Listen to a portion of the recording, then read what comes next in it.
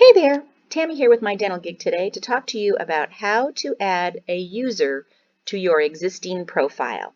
So first you have to create an original profile, which would be registration. That first person that registers is generally either going to be the doctor themselves or the practice manager.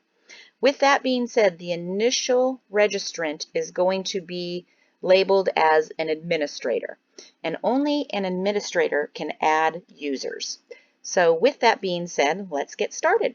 First thing you want to do is log into your job board, and you will come to your landing page.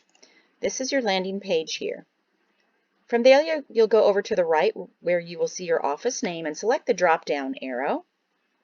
Then select the word users. And from here, add users. Now you'll simply want to put in your user's name,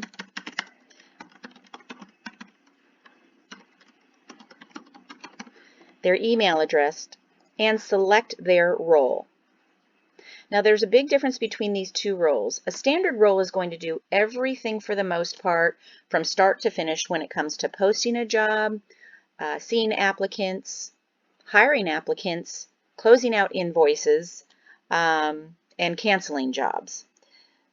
An administrator is going to allow them to add users, locations, credit card information, routing information, things that are generally done more on the administrative side. So select which role you're wanting this candidate to be and save.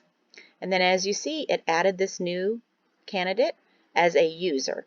They will have their own login and their own information, and then they will have access to these tabs up here.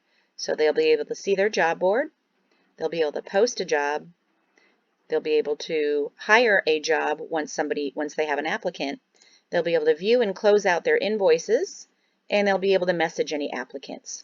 So this would be the tabs that would be seen as a standard user.